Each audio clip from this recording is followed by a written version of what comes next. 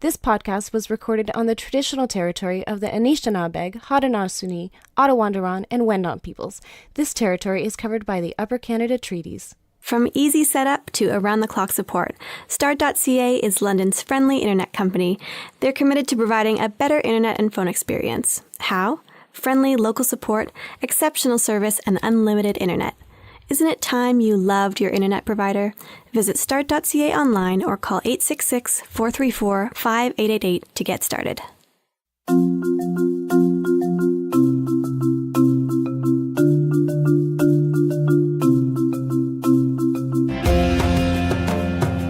Stop me if you've heard this one. What happens when you put a neurosurgeon and a computer scientist in the same room together? I don't know, great conversations? You get cutting-edge technology. Really? I'm Adam Kaplan. And I'm Shobhita Sharma. Over the next 2 episodes, we're going to focus on 2 significant parts of medical innovation: translational research and precision medicine. Translational research. This sounds like a made-up thing. It's definitely not a made-up thing, Adam. And in fact, on this episode, we're going to hear about a medical imaging technology that uses translational research to teach computers to look for lung cancer tumors. We'll also hear about a breakthrough test designed to track and treat the spread of breast cancer better than ever before. And we're going to hear about how researchers in London are taking a completely different approach to everything from care to clinical trials. Adam, do you mind opening this for me, please? Now? Now. So, you know the safety lid on the pill bottle that Adam is struggling with? Well, that was invented in Windsor, Ontario. And it was invented in order to reduce infant mortality. That's just one of the countless medical innovations featured at the Canadian Medical Hall of Fame. It's a notion that was started, with a question, like many good things, a long time ago in 1993 by Dr. Stiller's son when they visited the brand new opening of the Hockey Hall of Fame in Toronto. And the question was, Dad, why is there a Hall of Fame for sports players and hockey players and not one for people who've done really great things in medicine and health? Probably he said, hey, how come there's not one for doctors, Dad? That's Lissa Foster. She's the executive director of the Canadian Medical Hall of Fame. And Dr. Stiller that she's talking about, that's Dr. Calvin Stiller. His son's simple question sparked a feisty conversation here in London. It was a notion that I think that the medical community itself didn't readily embrace right away because the notion of being self-aggrandizing, I think, was a little uncomfortable for them. But it was business leaders like J. Allen Taylor, when they heard of this idea, who grabbed onto it right away and said, absolutely, we should honor and celebrate this excellence.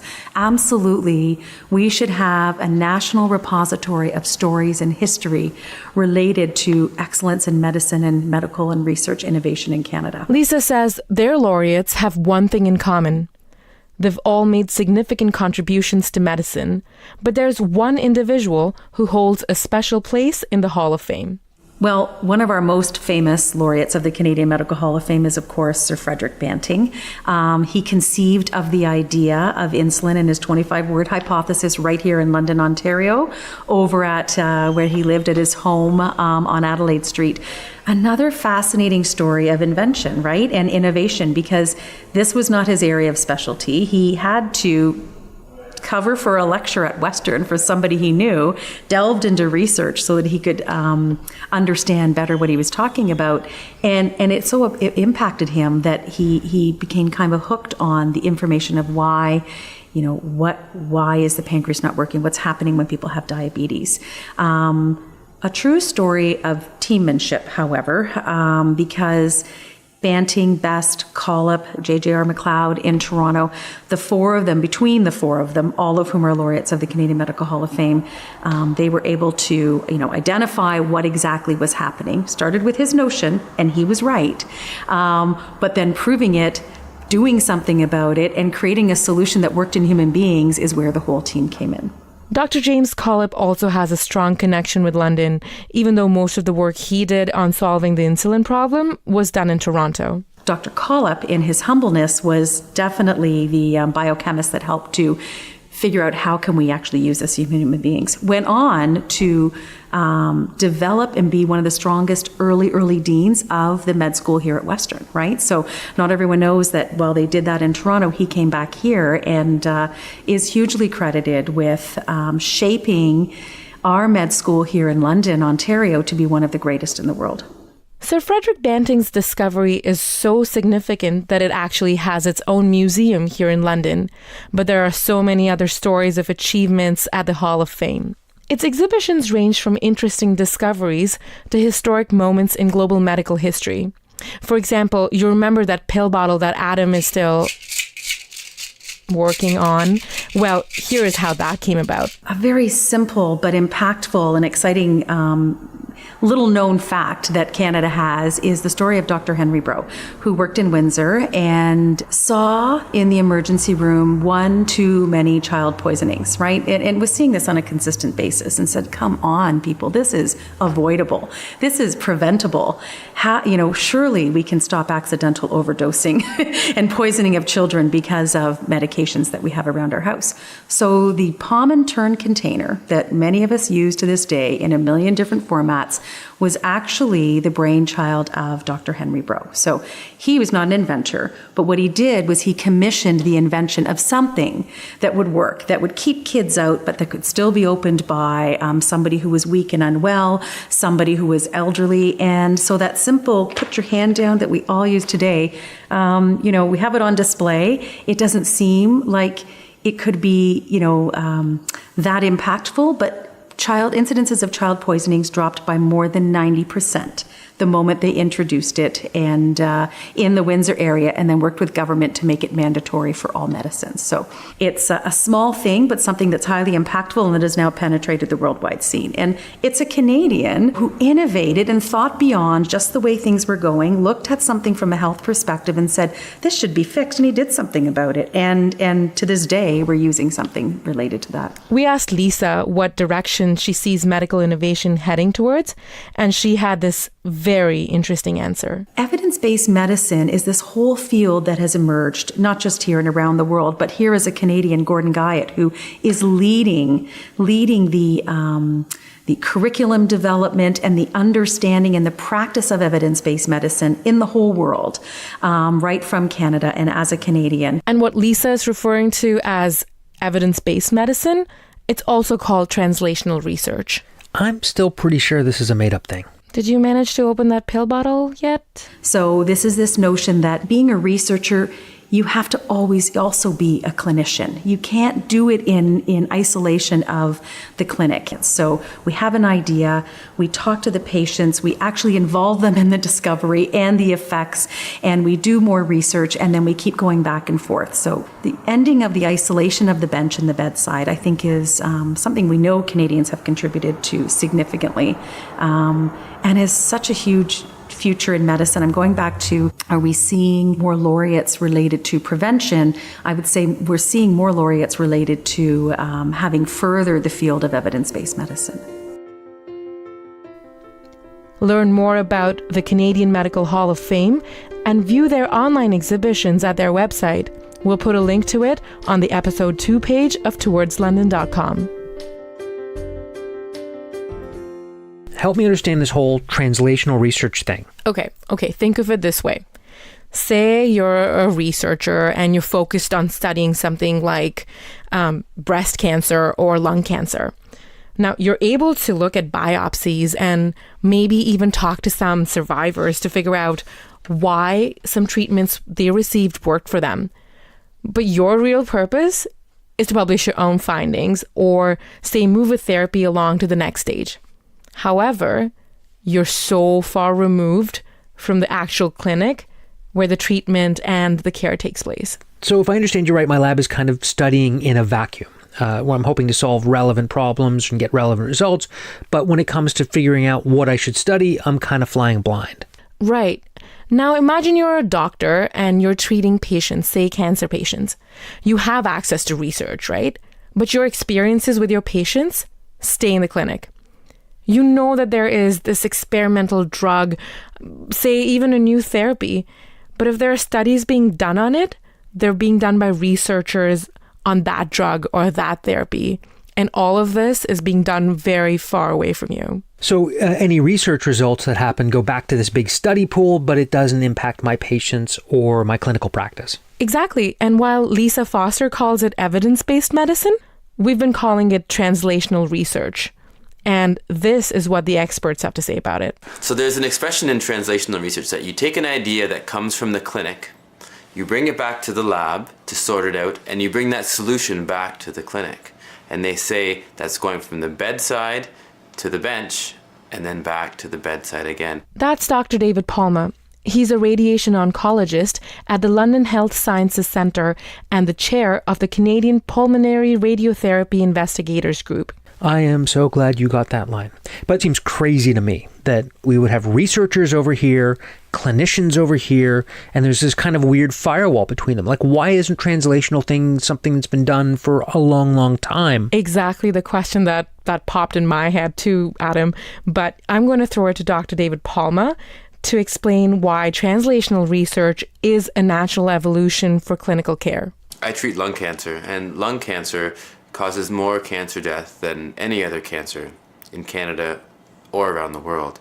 And when you're in clinic and you see patients, some of whom we need better treatments for, it's very easy to get motivated to do something to try to help those people. So it's very easy to come into work when we know that the ultimate goal is to make the lives of our patients a little bit better. Dr. Palma is working on what he calls translational imaging science. Now, what that basically means is that he's looking for new imaging and radiotherapy technologies that can be used both before and during a clinical visit. Now, to get this done, Dr. Palma works closely with a colleague. His name is Dr. Aaron Ward, and Dr. Ward has a completely different skill set than Dr. Palma. So for me, I'm a computer scientist by training, and so I'm a tool maker. I make computer software, intelligent computer software that essentially teaches computers to be able to see and understand medical images. And so why I do this is to help people like David, who in the clinic every day are having to understand more and more about the huge volume of medical image data that they get from CAT scanners, MRI scanners. They're overwhelmed with this kind of information on a daily basis. So I've been trained to build software. There's a lot of different applications, obviously, but I came to learn early in my training that software is really at the heart and soul of so many medical devices and technologies that are used in surgery, radiation therapy, like what David does here every day. And so when I came to realize that, I knew that's the application I had to bring my skills to bear on. I felt this was a great way to put computer science to work in a way that could benefit society as a whole. I totally feel the theme to The Odd Couple coming on right now. Why is it that Dr. Oscar and Dr. Felix work so closely together? Why do they need each other? You're asking for their odd couple origin story? Yes, I am asking for their odd couple origin story. I'll let Dr. Palma tell you that. When I was a resident a few years ago, I was training in Vancouver, and I was learning how to see cancer patients and how to treat them. And I met this physicist, and he had just written a new computer program, and he showed it to me one day on his computer screen, and I didn't know what anything was that was on that screen because I'm not a computer programmer. And before long, he had taken this computer program, which was a new way to deliver radiation, and he had turned it into a new treatment. And that treatment is now being used around the world at many centers. Years later, I went to Amsterdam, where I did some studying, and sure enough, there was this treatment from BC being used on these Dutch patients. And I realized that this is not something he could do alone. He needed to be a physicist working at a clinic where he could see these problems that he needed to solve, and he needed to have physicians working with him to get it done. It was a story of a new technology from Canada going all around the world to help cancer patients that wouldn't be possible without translational research. And that's when I realized years ago that to really make an impact for our patients, we needed to have this kind of an approach. And that's where I need collaborative people like Aaron, who has all those skills that I don't have. If you don't do collaborative research, you're on your own and you don't have that much to offer. And Dr. Ward was just that collaborator. And the flip side of that is people like me, we can build just about anything. But most of it's not going to be useful, right? We need to know what to build. We need to know what's needed. It's when people like David understand clinical workflows. They understand what we need to be building that's going to optimally help patients going forward. And so he keeps us on track, keeps our aim sharp. So we work hand in hand. All right, I understand the value of translational research. I understand the benefits of it, but I'm struggling with understanding why you need to pair very specifically two people with different skill sets together. And more to the point, why do they need a special lab and who's paying for this? Let me tackle that last question first, Adam. Dr. Ward and Dr. Palma said that most of the seed money for this work actually comes from donors within the community, not the government or the private sector. But once they've proved that they're onto something and that the grant dollars will be well spent, they do have access to some funds to develop it. But they have to prove that it works first. And as for why they need each other, Dr. Palma said that it comes down to this. The way that I think of translational research is just looking at the word translate. And what you need to do is translate between people who might be speaking different languages. If you think of the old story of the Tower of Babel, where everybody was trying to build a tower, but nobody could speak the same language and nothing got done. So when you're talking about different researchers like Aaron and me, we sometimes speak different languages. I talk about medical terms with lots of medical jargon, and Aaron has lots of computer jargon that I don't understand. But really, to bring us together is what you need to do is translate. You need to get researchers who do different things to start speaking the same language. And then what you're doing is taking that common language to make improvements for our patients. We'll put links to the website for Dr. Aaron Ward and Dr. David Palma up on the episode 2 page of towardslondon.com.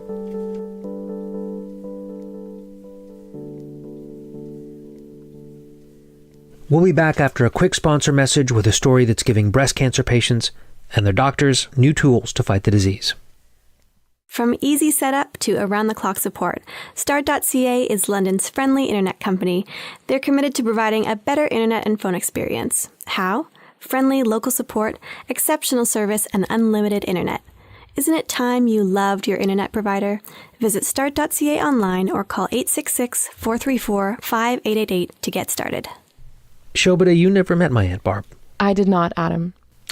We lost her almost 15 years ago to breast cancer, and unfortunately, it's an all too common story. Everyone knows someone who's been affected with breast cancer. 1 in 9 women will be affected with breast cancer in their lifetime, and they all have family, friends, children, husbands. So it's a very pervasive disease.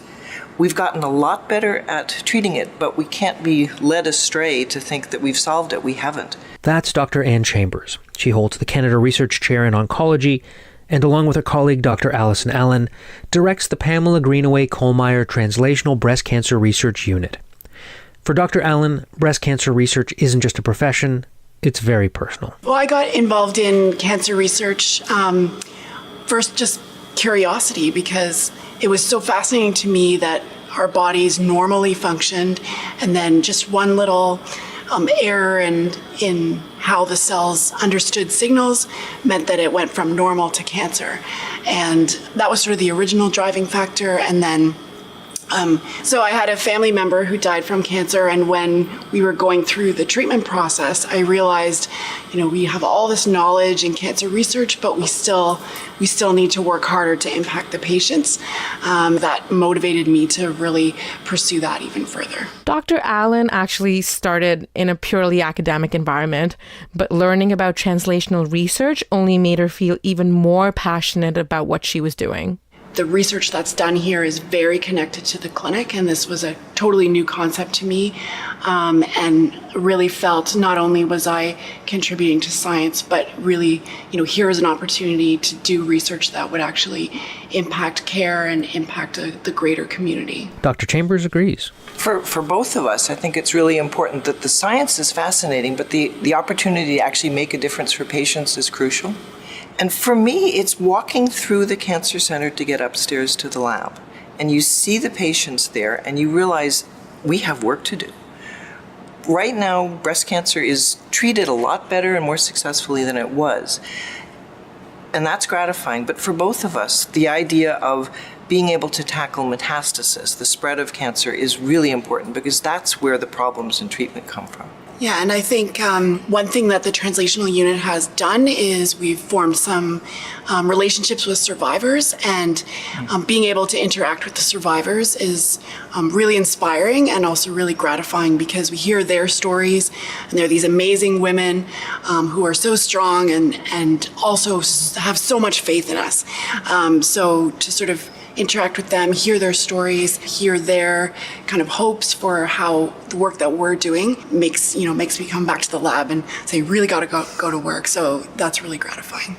As someone that has seen firsthand a loved one fight for over a decade with breast cancer, I can tell you one of the truly horrific things about the disease is that doctors and oncologists and the patient think they have it beat. And then it turns out the cancer was just dormant. It comes back. Sometimes 10, 15 years later. And it can come back in a different part of the body, a process called metastasis. But Dr. Chambers and Dr. Allan are very hopeful about their approach. So right now, part of what my lab focuses on is tumor dormancy. And for me, this is a really exciting, important challenge. It's a hard topic to study because it's watching something not happening and trying to understand it. But for me, this is where we have to go. We have to give people the feeling that they are cured, or that we have to monitor them very carefully because we know that they're not. Dr. Allan says their lab is also studying ways to detect when breast cancer has spread to other parts of the body. It's another way to beat the dormant cancer cell problem. And the two doctors are seeing some great results. Well, I guess one of the most exciting things that we're doing is developing a blood test to actually track metastasis in the bloodstream. So, oftentimes we don't know if a disease has actually spread, and the surgeons are really good at getting rid of the primary tumor, but we have no way sometimes of knowing whether it's spread or not. So this blood test would help to identify those cells that have spread early and hopefully have an intervention, better treatment, more personalized treatment. So we're working very hard at getting that test up and going. I mean, one of the difficulties with cancer, especially when it's dormant, is you can't find it. So having a blood test where you can monitor for the reappearance of the cancer cells lets you know the tumor is starting to wake up and you should do something. Dr. Chambers and Dr. Allan, they feel that translational research is the best way to approach these problems and the fastest way to find a solution. So science now is very multidisciplinary. You can't know everything. So we have physicians, we have scientists who all have their own specialties. And in order to bring all of this expertise to bear on the problem, we all have to talk. And that's what the Translational Research Unit is designed to do, get people talking, give people the venue where they can exchange ideas and actually make the research go forward faster. Yeah, and London in particular is a very collaborative city. It's one of the reasons that I decided to come here in the first place. And stay here. Stay here. And so being able to, connect directly with the clinicians, have them tell us what are the key things they really want to solve in the clinic, the imagers, everything. And then, the way technology is going, we can collaborate with people all over the world.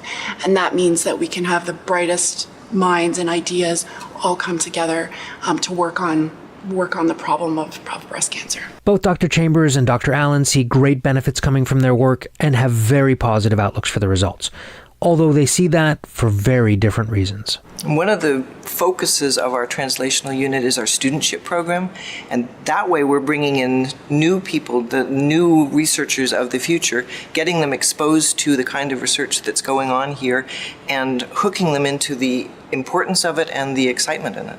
And it's a really exciting time in breast cancer research or breast cancer treatment because we are starting to figure things out. So we are making progress. We still have lots of work to do, but we're becoming more personalized in the approach so that the toxicity of the treatment is less and the effectiveness is more. So cancer is a very complex disease, so it needs a lot of different expertise, both physicians and scientists. We're very fortunate in London to have a very collaborative community, and you need that to be able to make any impact on cancer research.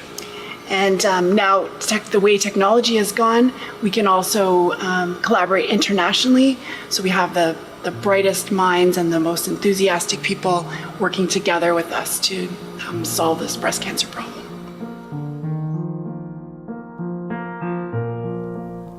We'll put a link to the Pamela Greenaway-Kohlmeier Translational Breast Cancer Research Unit on the Episode 2 page of towardslondon.com. And right now, I am very happy about the fact that I don't have to say the Pamela Greenaway-Kohlmeier Translational Breast Cancer Research Unit ever again.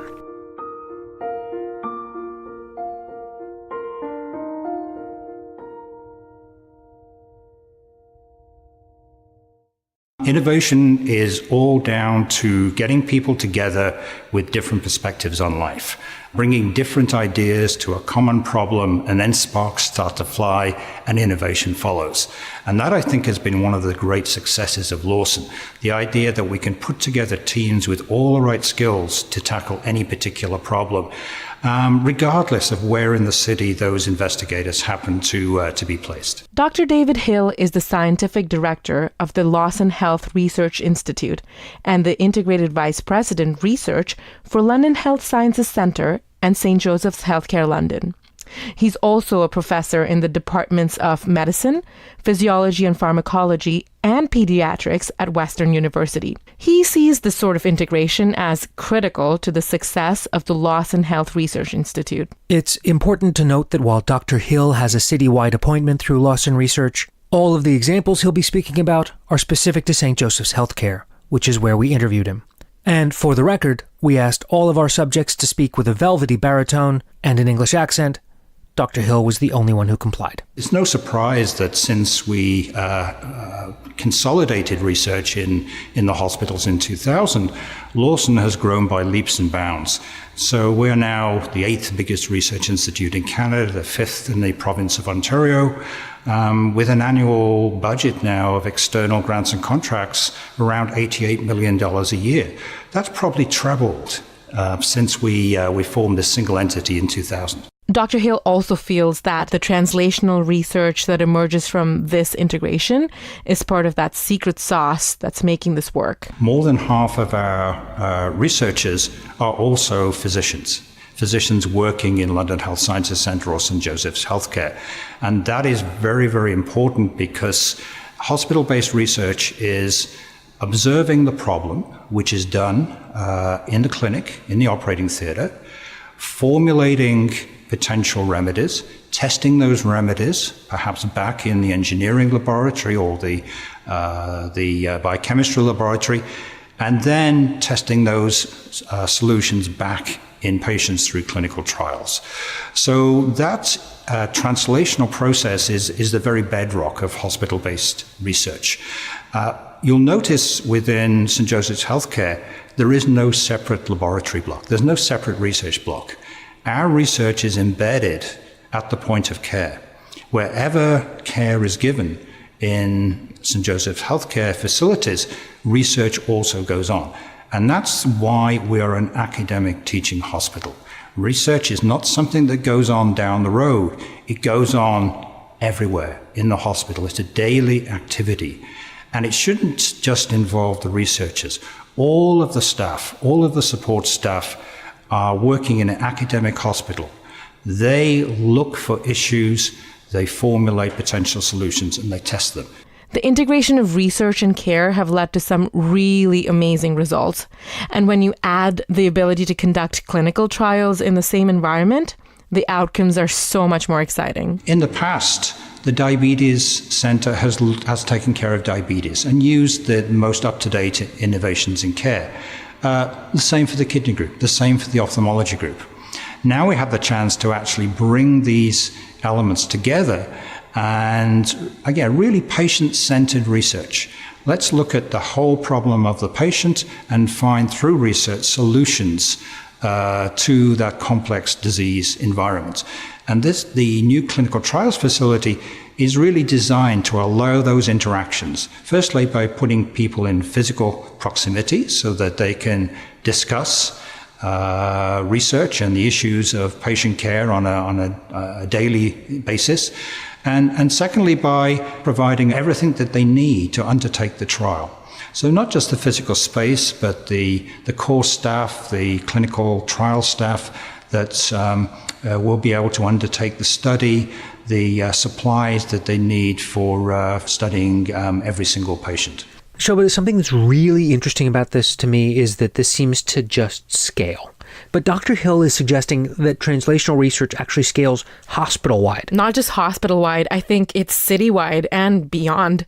One of the really neat things about translational research is that as long as you have the infrastructure to support communication and collaboration, you can scale it up regionally, nationally, and even internationally. All you need is the right people to tackle the problem and the right amount of patience. Patience or patience? Yes. These advances could not have been achieved without the translational research element here at the hospital. Because the diabetes group, for instance, is led by diabetologists. It's led by physicians who are seeing the problems of controlling diabetes on a day-by-day basis and looking for solutions. So the problem is formulated in the clinic. It's then fed back to the research group. Solutions are identified and then tested back. Not all of them will work. If you could predict all research that was going to be successful, then I'd be a very rich person. But you can't. Innovation's like that. You test a number of ideas, and if you've chosen ideas wisely and they're evidence-based, then one of them is likely to produce a benefit for ongoing healthcare. We'll put a link to the Lawson Health Research Institute and some other resources on our episode 2 page of towardslondon.com. We'd like to thank Lissa Foster from the Canadian Medical Hall of Fame, along with Drs. David Palma and Aaron Ward.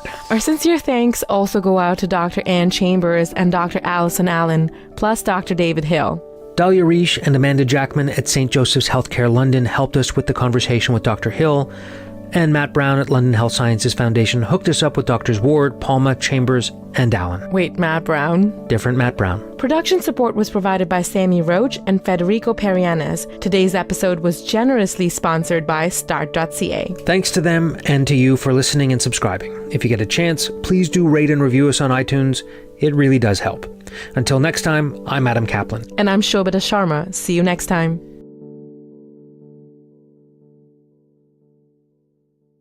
This has been a Webisodes podcast.